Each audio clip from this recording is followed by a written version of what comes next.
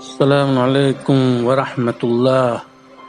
سامعین کرام، آپ سماعت فرما رہے ہیں پروگرام دو پل فلک میڈیا کے ساتھ۔ کہانی جاری ہے ایک جانباز ایرانی سپاہی کی کہانی۔ وہ آگے بیان کرتا ہے کہ اچانک ایک آواز گونجی، دھڑکن دیکھنے کی مشین لائی جائے۔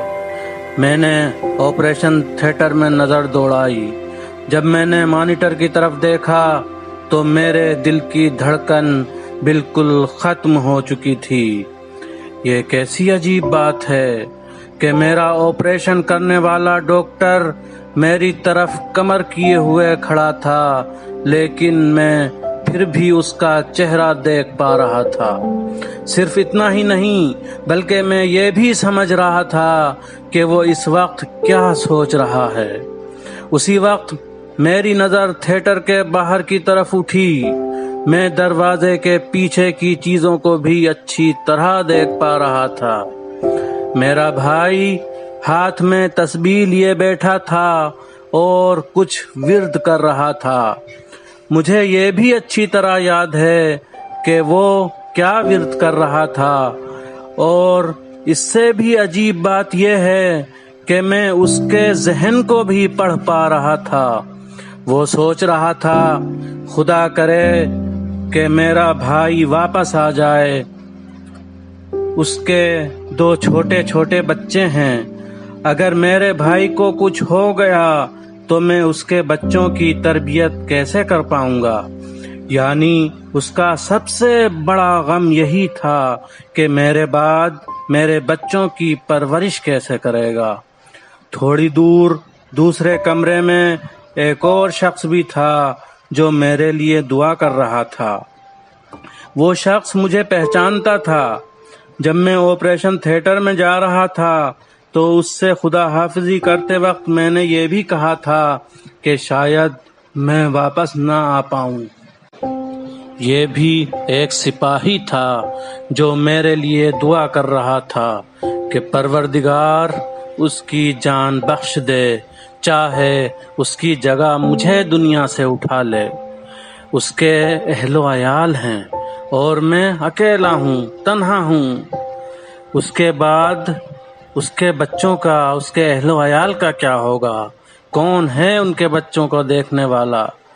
مجھے ایسا لگنے لگا کہ میں سب لوگوں کے اندر کی باتوں کو جان پا رہا ہوں۔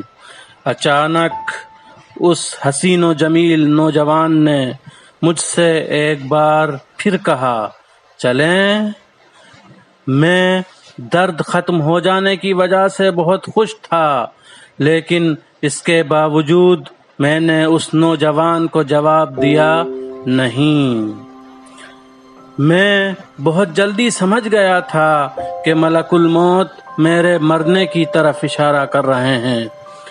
میں تھوڑا رکا اور اپنے پھوپھی زاد بھائی کی طرف اشارہ کر کے کہا، میری آرزو ہے کہ شہادت نصیب ہو۔ میں کئی سال سے جہاد اور شہادت کی تلاش میں ہوں، اتنی آرزو کے بعد اس طرح جاؤں؟ لیکن مجھے محسوس ہوا کہ میری کٹ حجتی کوئی فائدہ نہیں دے گی۔ میرا وقت آ گیا ہے تو مجھے جانا ہی ہوگا۔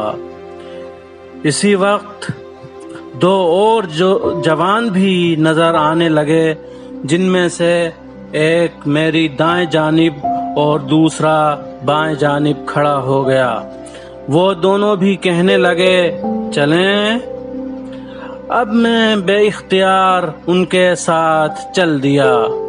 تھوڑی دیر ہی گزری تھی کہ میں نے خود کو ان دو جوانوں کے ساتھ ایک بیابان میں دیکھا۔